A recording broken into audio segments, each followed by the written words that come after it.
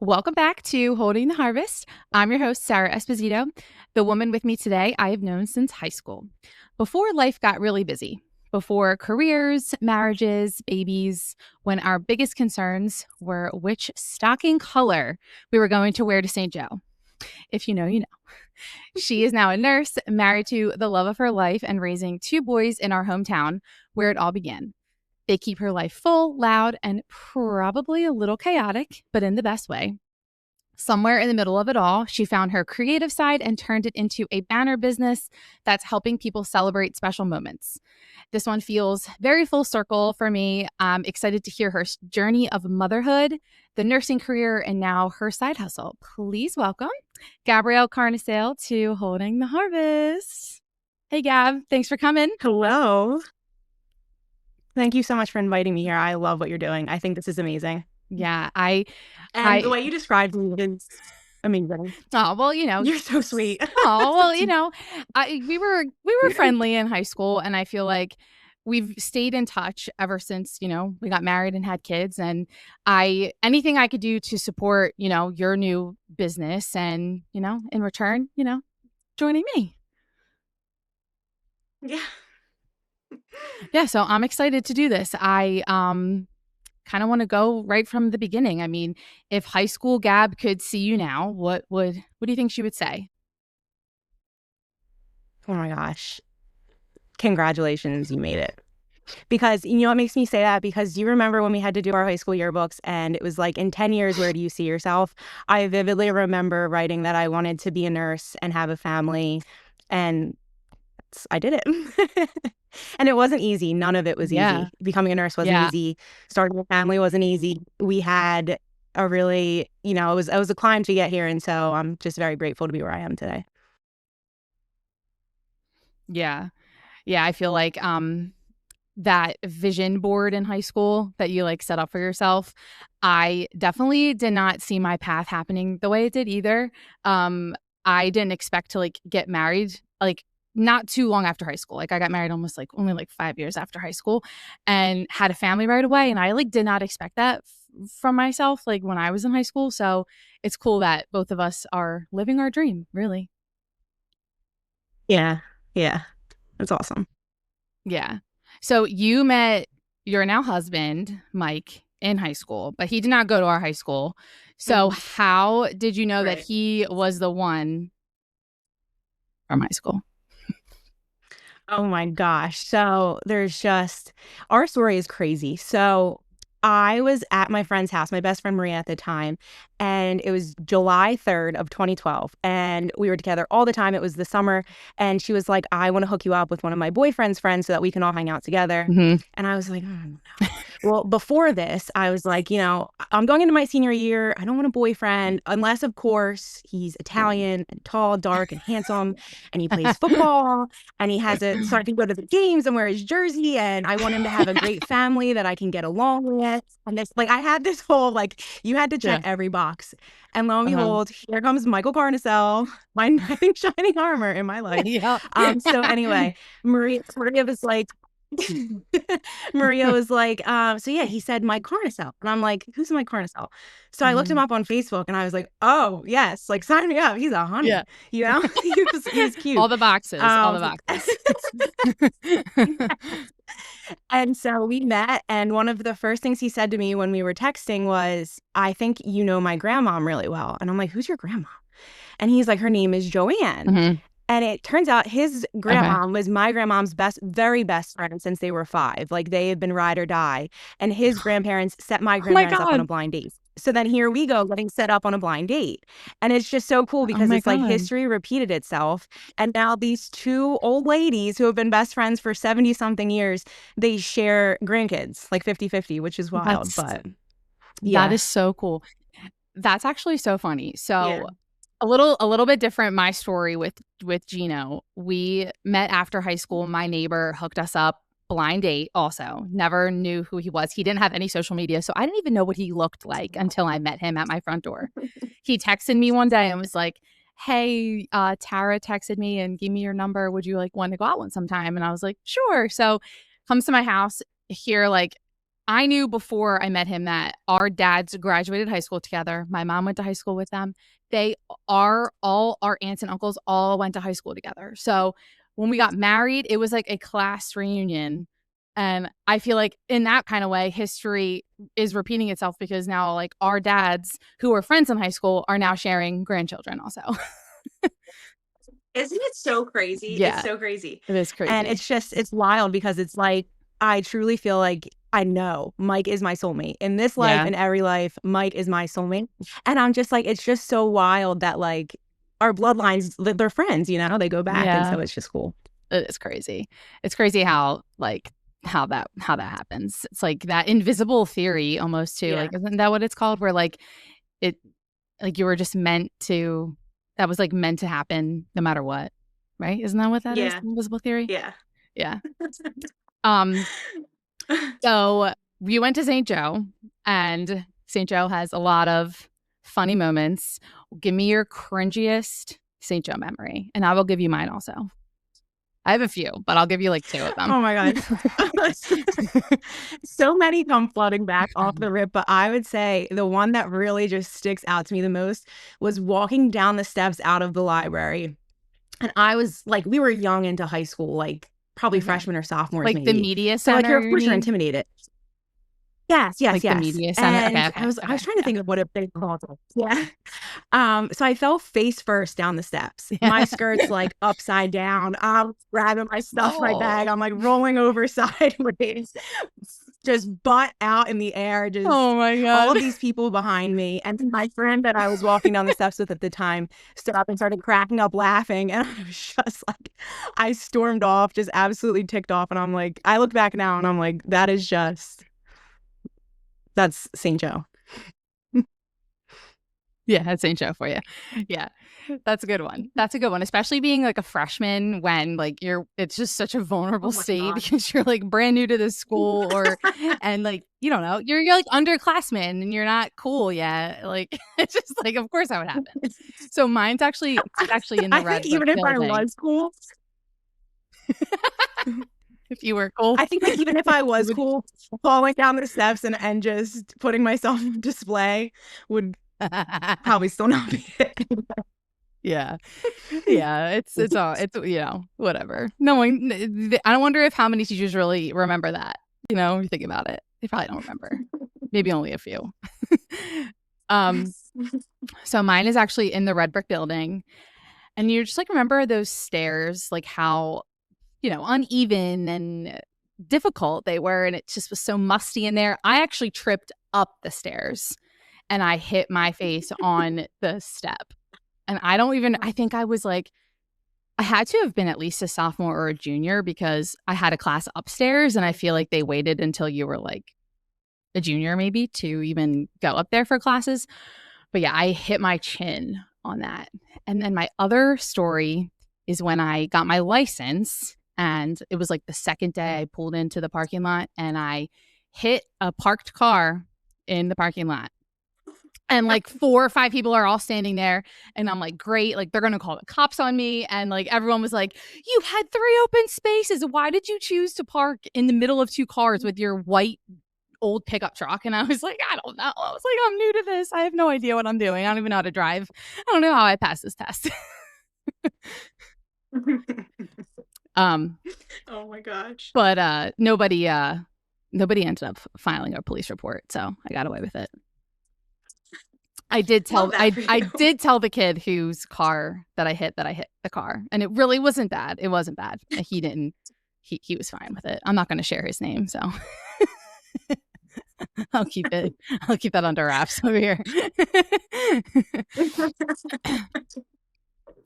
So after high school, you went into nursing, and what would you say like that season looked like for you in nursing school? Oh my gosh, it was just busy. It was so busy. I just kept my head down and hustled my whole way through nursing school. I went to Widener University in Chester, Pennsylvania, and I stayed there. And I was in class or clinical 5 days a week. I would come home from clinical on Thursdays, work at the Bistro in Haddonfield, Thursday night, Friday night, Saturday night, Sunday double. I was a patient care tech at a local hospital at the same time. And then also was occasionally doing a gig like cleaning houses. Like I just was either in class, working, or studying. And so it was just hustle season, really. Yeah. Yeah. And I'm sure on top of that, just trying to study is like alone is just like really, really hard. Like nursing is Oh just, my gosh. is And like really hard. it's really hard. So in this, I think it's like a 78 or a 75 now, if I can remember correctly, is actually failing in nursing school. So like in high Wow. school, you remember that's like a C or a D, and it's Mhm. failing. So they really hold you to a high standard, and it was tough. So, but Yeah. I loved it. Yeah. I mean, that makes sense because when you do go out into the real world as a nurse, you can't fail. Like you really shouldn't fail. So it's like they have to have to Right. hold you. But I can only imagine how stressful that probably was just getting through that and Oh my working 4 gosh. days a week That too. Yeah, it was, oh my gosh, it was crazy. Yeah. But yeah, the program I went to really like drilled that into you. I remember one professor specifically saying like, this isn't accounting. If you make a mistake, somebody doesn't get their money back. Like somebody could die. And so while that makes you really take school very seriously, Mhm. that actually carried with me into my career. And so that was always like, I was always dotting my I's and crossing my T's, and I took my job very, very, very seriously. Yeah. So would you say that was like your biggest lesson learned as a nurse that like you're kind of holding this patient, like you're accounting for this patient, really? This life is in your hands most of the time. I I treated everybody truly and honestly like they were my family member. Mhm. But my biggest life lesson from nursing is just truly that, like, you don't think about it day to day, but like every day that you wake up and have an ordinary day, you roll out of bed and you brush your teeth and you do the things, and it's monotonous or it's chaotic, or every ordinary day is truly the biggest blessing. It's truly, truly such a blessing to just wake up and just be able to exist in your house and do the things. And Mhm. life is just it's so fragile, and anything can happen in a split second. And so I worked in intensive care from the time I graduated. I worked on a step down. Okay. Little glitch here, but we're back. Gab was talking about her nursing career, so take the floor wherever you were, you know. So what it's life is all about. Yeah. So then I switched to the ICU, and it's, while you do save lives, you also are faced with a lot of death. And so you hear, when people are sitting around their family member's bedside, you hear the things that they have to say. And, there's people who know they're going to pass away and things that they talk about. And just when you hear people and you experience, so much end of life, it's really put me in a headspace of just like, I'm very aware of that. I'm very aware that like life is fleeting and anything could change tomorrow. And, I'm grateful for the perspective that it gave me. Yeah, I can only imagine that seeing that every day, because you said this was in March of 2020 that you started in intensive care. Yeah. I switched from a step down unit to officially the ICU. Yeah. Yeah. And like that time was unbeknownst to everybody. Nobody knew what was even going on at Right. that time. Yeah. It's so crazy too, Um, because like if I was on the outside and didn't actually with my own two eyes experience and see the things that I saw, like it just, especially now the way COVID is, it's like you wouldn't even think it was real. So uh-huh. it's crazy. And then not only just COVID times, just things that, normal day-to-day work in the ICU, it can be a lot of death, really. You think about it, like the Yeah. ICU is like the line in the sand between heaven and earth, really. It's like if the ICU can't fix you, it's your time. So you see a lot of that. Yeah. But I'm just very grateful, like I said, for the perspective that, just day-to-day life is just, it's good to be here. All right. So moving on to our next topic. You married your high school sweetheart. So what is something that no one tells you about marrying the person that you were with in high school? It's truly such a testament to love and devotion, because like you have to think about it. Mike and I chose each other when we were 17, and I am very much not the person that I was at 17. I'm not the same person I was even before I had kids. And so we have been, or any high school sweetheart, you choose to grow and evolve together. You either grow together or you grow apart.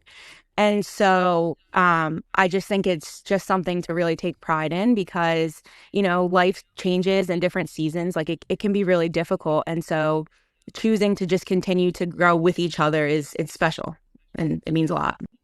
Yeah. So, and you guys went to different colleges too. So, Yeah. how was that? How did you navigate that aspect? Because, like you said, you worked and studied and you were doing the cleaning, and then like he went to college also. So, what else? Like, how did you like navigate all that? I either took off work at the restaurant one weekend a month and I would go stay with him. He went to Moravian. Or I Okay. would go, if I couldn't go on a weekend and take off, I would go on one weeknight and I would leave to be back at campus. I would leave his school around like 4 a.m. to be back at Widener in time for either class or clinical the next day. Wow. Yeah. So, like you committed to everything, girl. You were a Hmm. big committer.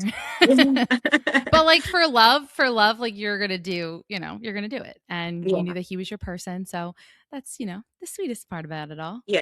Um, I met Gino after high school. So I went away to Penn State for one semester, realized that I did not want to be away from home. I missed my family. I missed just like this town, really. I know I was always like, I'm leaving this town. No, I like can't imagine leaving this town now. And when I came home, I went to Stockton, and that's like Gino and I met at the end of my first year of college. So I feel like since we've been together since I was 19, that we like were kind of in the way high school people, but at the same time, very different because he was working a full time job and I was in school and working also. So, but I do agree that you do when you're that young and you choose each other, it is all about growing together or Hmm. growing apart. So that's really sweet. And I have two beautiful little boys with him. Yes. How were your pregnancies and deliveries with them? I feel like that's not something I've really talked about on here is like pregnancy and delivery. So Yeah. asking you first. So both of my kids are so uniquely special to me because with Mikey, I actually struggled with infertility. And JJ was a natural conception after, which was both of them made my dreams come true in different ways. Mm-hmm. Yeah. So with Mikey, when I was in college, I remember learning about birth control and how it works. And I was like, that's kind of like, that freaks me out a little bit. Like, let me stop taking it Mm-hmm. because I'd been on it for several years and I just Mm-hmm. never got my cycle back. And I went to my gynecologist and she referred me to a reproductive endocrinologist. And he was like, oh, I'm not going to do anything for you until you're ready to have kids. So, just like go about your way. So after that, I continued to see my gynecologist. I had like an MRI of my brain. I tried acupuncture. I went to like the Chung Institute. Like I did all of the things to figure out like what the heck happened to me because I was fine before I ever went on the pill. Um, Mm-hmm. and so finally, that actually had gone on for almost 10 years. And then Mike and I, we did fertility treatment and we got pregnant with Mikey. And Okay. so he is just an answered prayer in so many ways. My pregnancy with him was just bliss. Postpartum, after everything, after that whole hard journey, was just it was bliss. It was all bliss. I truly just felt like I was living a dream. Um, my pregnancy with JJ, I felt it that time. I felt it. I had the aches and the pains. I Yeah. had, oh my gosh, this sciatic pain. I remember literally getting out of my bed in the middle of the night one night to go to the bathroom, and my leg was like giving out. I had to crawl into my Oh. bathroom. Like, what on earth is happening? Like, this is a lot. Uh-huh. But I actually tripped over an IV power cable at work with JJ and I fell backwards, like hit my head on the counter and then fell to the floor. And I thought because I fell on my butt, like everything would be fine.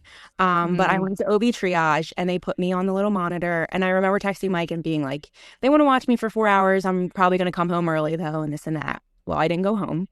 Mm-hmm. I asked them, can you send me to the hospital I want to deliver at? And they were like, no, we don't even feel comfortable like having the baby on monitor for an ambulance ride. Like you need to stay here, which really freaked me out. That's freaky. Um, So were you like having contractions on I the was, monitor? yeah. And his heart rate was Wow. dropped and I didn't even feel the Okay. contractions. So they kept me Wow. for a night and in the middle of the night, all these nurses run in the room and they're like flipping me over because his heart rate had been dipping. So I went to MFM for an ultrasound and they were like, basically, we can't rule out that your placenta isn't like detaching from like your uterine wall, like with a slow bleed, Mm-hmm. from that pressure of the tug backwards. Okay. So So So did you have a placenta that was like And what's that? anterior. Anterior. I had that all 3 times too. Yeah. Yeah. So they said the way they explained it to me was that the weight of falling backwards tugged Where it's my like placenta. pulls it Yeah. out. Yeah. So they were like, the baby needs to come. So they told me that they, because it wasn't like an obvious hemorrhage or anything, they were comfortable with Pitocin, and if his heart rate dipped, we were going emergently to the OR kind of a thing. So Okay. on one of my cervical checks, though, she was like, okay, like she had released like a bunch of blood and whatever, and they knew. They were like, okay, like this, that is the problem, that is what's happening. But he came very quickly after that, and so shortly after, though, he was having respiratory distress because it was the midnight he was born, as I was turning 36 weeks, so he had like just hit the Okay. cutoff. So he did a NICU stay for some respiratory support, and then we got to come home, and the rest is history. Well, that's good. So you had him, you said right at 36 weeks. Yeah. Okay. The whole And like incident happened at like 35 and 5, and then I stayed overnight, and then he was born at the midnight. So yeah. okay. And when you fell, did you said like you didn't really like feel anything different? Like and nothing I like you didn't remember have any bleeding or panicking. anything? And so, like, you Yeah. know how if you call OB, like your OB triage line, if you have concerns, they're like literally the three things. Did you feel a gush of fluid or blood? Are you feeling the Mhm. baby kick? Or, Mhm. just whatever, the questions they ask you. And I'm like, okay, Mhm.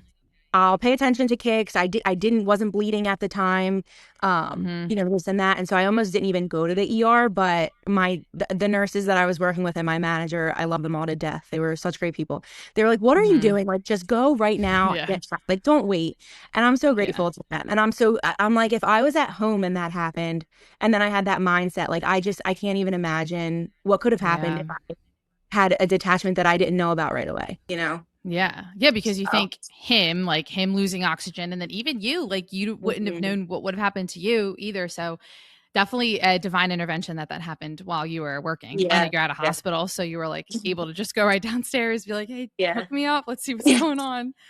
Well, that's good. I'm so glad that like everything came about with him very safely. And we did briefly talk about this because I saw you at your 6-week checkup at Oh, that's the right. OB, Yeah. remember?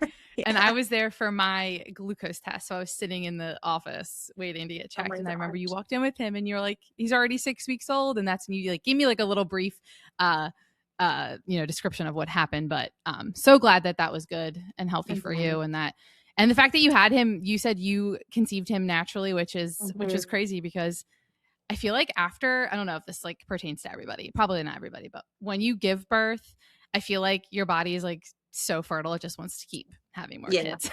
The way my fertility doctor actually explained it to me, so like right after I was done breastfeeding Mikey, he was like 10 months old.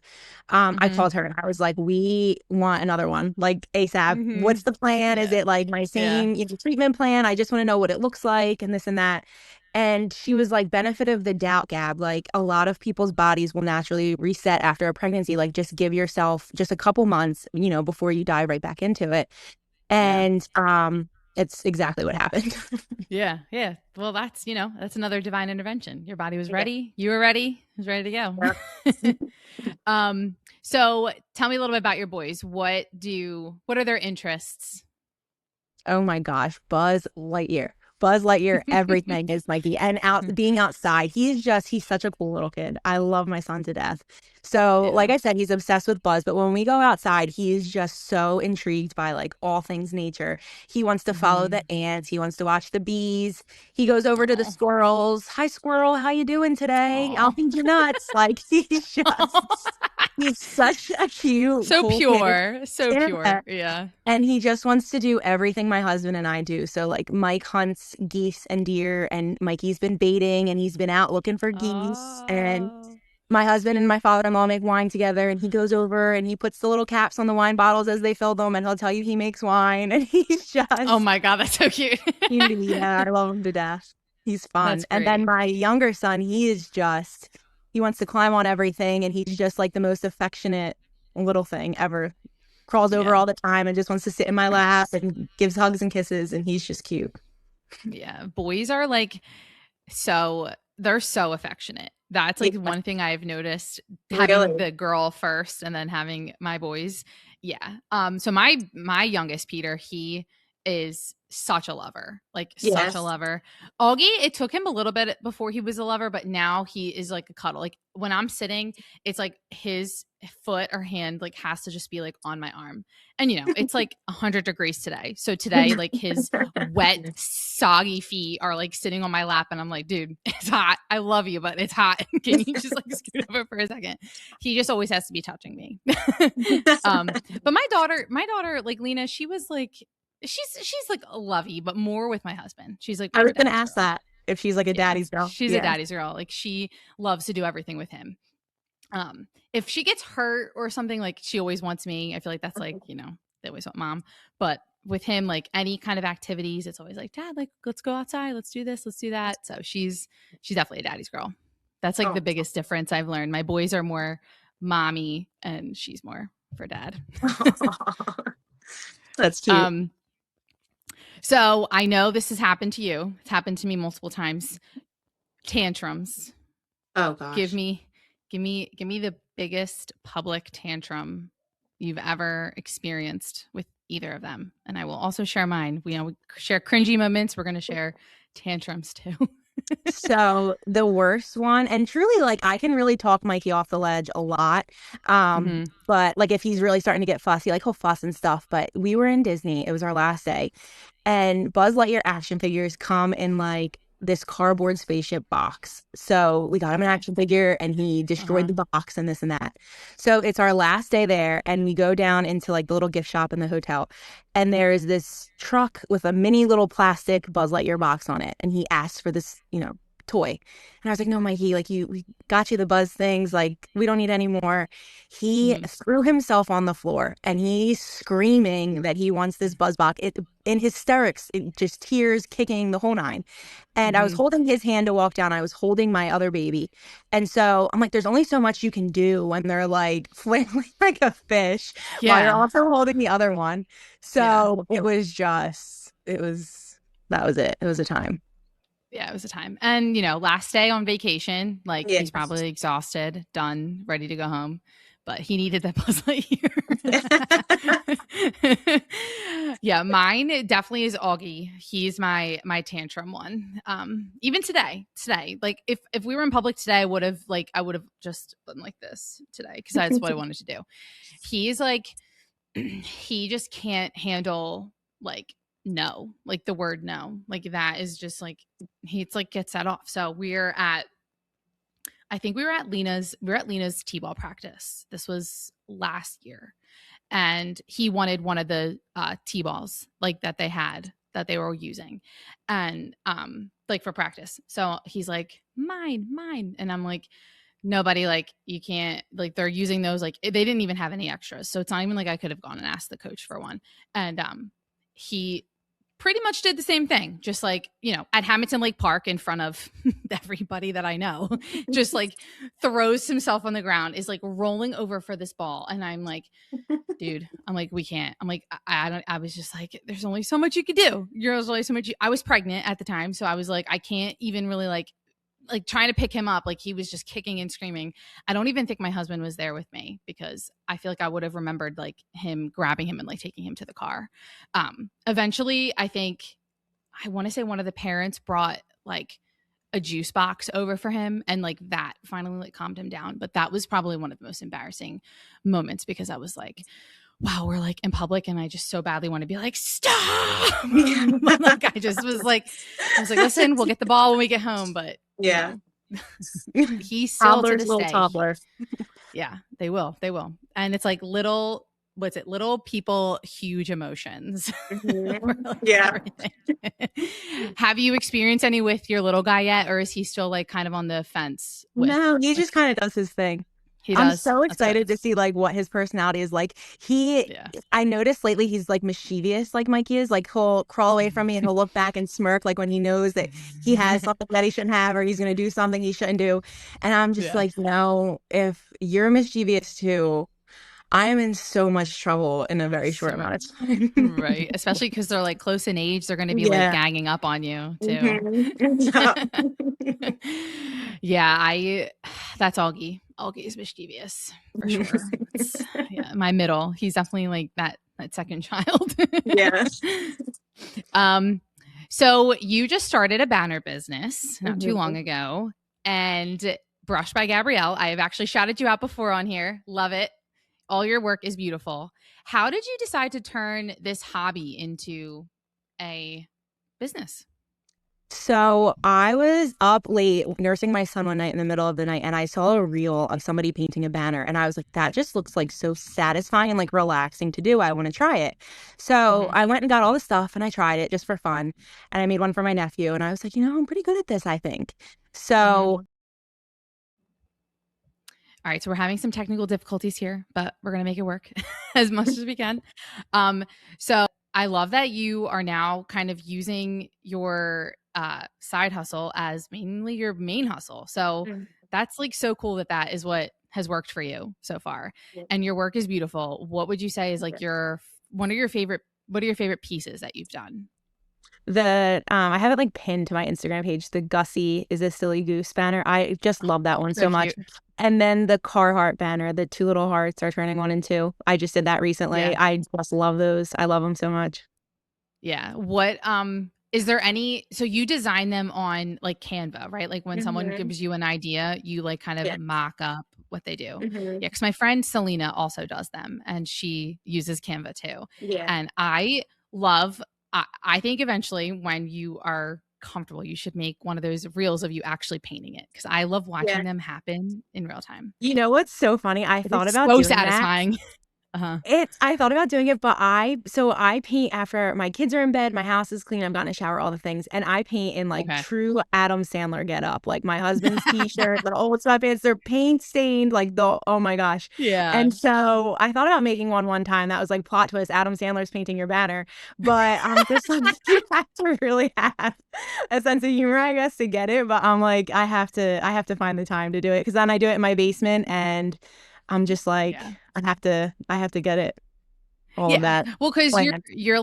you're working and you're probably at some point do you, like, sweat when you do it? Like, when you're, like, being very meticulous? No. No? I see, I would No, I probably get sweat. stressed. I get so stressed Okay. because I just truly nitpick. My husband, sometimes I'll be like, I don't like this or I don't like the way this came out, and he's like, "Yeah, what are you talking about?" Like Yeah. I don't know when Yeah. to stop. And because he'll Okay. come down and sit down in the basement with me, and we just like chat and stuff. And he's like, Mhm. "You just got to know when to stop because I'll just keep going and adding details and doing the things." And I love it. I Yeah. get really lost in it. So. Yeah. Well, they're Mhm. beautiful. Have you Thank ever you. had an issue where you're like, "I need to stop and do this again tomorrow and come back because No. this is, like, getting to me?" No? I actually am the opposite, so I will Okay. not go to bed until a banner is done. I didn't go to bed till 2 a.m. last night. Like, No. I have to finish it. I don't know why. I once I get in the zone, I'm like, I need to do this, and I need to do it now." And then Yeah. also, I guess just, like, to give myself, like, the same time block with each banner, like, I like to start around 8:30, ideally, maybe a little bit before, and then Mhm. I'm like, if I still have one to finish from the night before and then a new one to start, like, I keep the mojo. You just keep going. Well, that, like, Yeah. stems from what your work ethic has been your whole life. You've never Yes. stopped, so why stop now? Right. Yeah. So I That's fun. assume both of your kids sleep through the night if you get to do Mhm. this at 2 AM. Yeah. Actually, no. So JJ No. still to this day, he'll wake up every once in a while, and that's one of the hardest things is JJ, my younger son, he only wants mom. So Mike is like all about it. Like last night, 12 o'clock, JJ woke up and he's freaking out, and Mike's trying to help me and he's trying to tend to him. And if it's not me, he freaks out more. And Uh-huh. so that actually almost makes it a little bit harder because now I'm like, I have to settle him and then I can't get back to it until he's settled. And so Yeah. that can be a little bit tough. But it's not Okay. that he wakes up super often, so like it's fine, it's doable. Yeah. But when it happens, you're like, "All right, well, it looks like I'll be done at 3 AM instead of 2 AM when I originally planned." Yeah. Mhm. Well, they're really pretty and I love them. Yeah. And I see, managing motherhood with them, it's not, Mhm. obviously not you do it when the kids aren't around. And I feel like that's Mhm. what I do with this. I planned this whole podcast around nap time, my work schedule, because I work full time. And um when they're in school because, or when, I mean, the baby's usually napping. I can't, like right now my husband's home. So like he's taking care of them. I can hear banging upstairs. I hope it's not coming through my headphones. But any other time it's around my work schedule or sleeping because Yeah. if they were down here right now, they'd be in my way. They'd be jumping on this Mhm. couch like, hey, who's on the screen?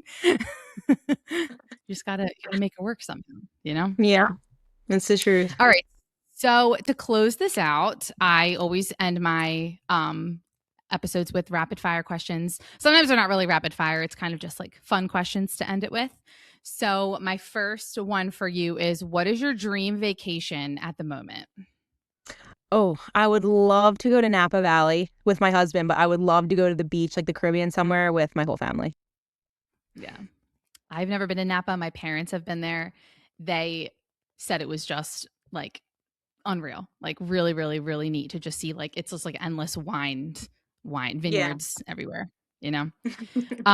This one, I typed this out, but I actually already can answer this myself. Are you more of a type A or B mom?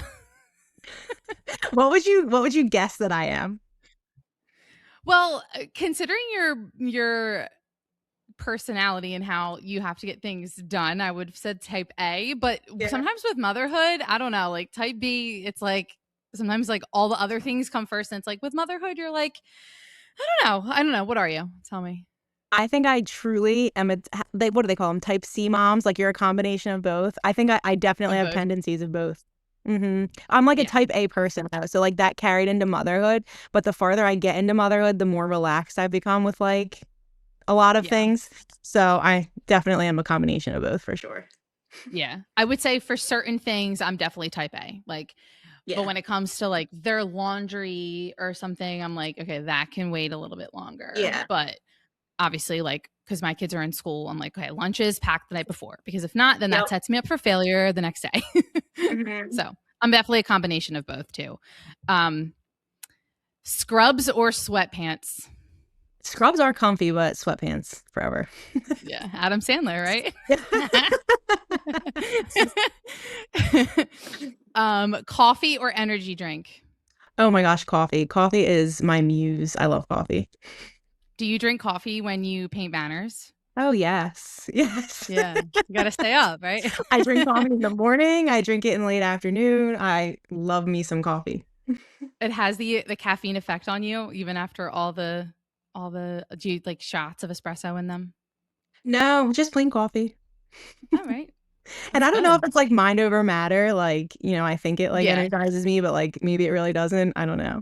Yeah. But Yeah. That's what Gino says. My husband, he'll be like, I just drink coffee now because I think it has the effect on me. But he can drink a cup of coffee like right now, and by 7 p.m. he'll be like ready for bed. that's He's me. like, Yeah. I can fall asleep still. All right, last one is a word of advice for someone on the fence about starting a business. Oh my gosh, do it. Do it, do it, do it. I made my Instagram page for my banners and literally was like, oh my gosh, this is so cringe. When no one orders anything from you, like how embarrassing is that going to be? And this and that. And now Uh-huh. it's April and I have orders until July. And it's like, and it's again, it's keeping me home with my kids right now, which was my ultimate Yeah. dream forever. So Yeah. if you have a dream, just chase it and do what you got to do to, you know, make it happen and just chase it. Seriously. Yeah, that's how I feel too. I was very nervous to start this. And then all of a sudden, I just said, you know what? If I don't go for it now, I'm never going to do it. And I said, when I was 8 months postpartum, I was like, I'm feeling stuck. I'm not that I wasn't enjoying life because I am. I love my life, but I was like, I'm not being, like my cup wasn't being filled up all the way for me, Mhm. like enough for me.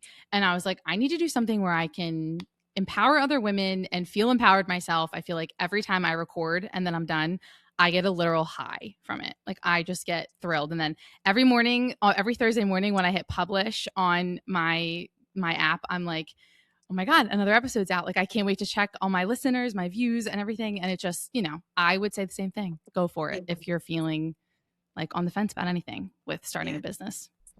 It's so true. Like creating something is just so fulfilling. Like creating banners or creating a podcast and an outlet and a space for people. Like there is just something so fulfilling. And like you said, a high about just I don't know, creating stuff. So it's just cool. Yeah, it is. It's really neat. Well, thank you so much for doing this with me today.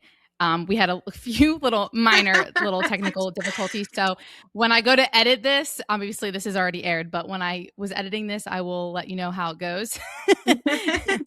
For everyone listening, please follow Gab on Instagram. She is Brushed by Gabrielle. It's like a pink logo, and she will decorate a banner for you, but she is booked out till July. So get your orders in now.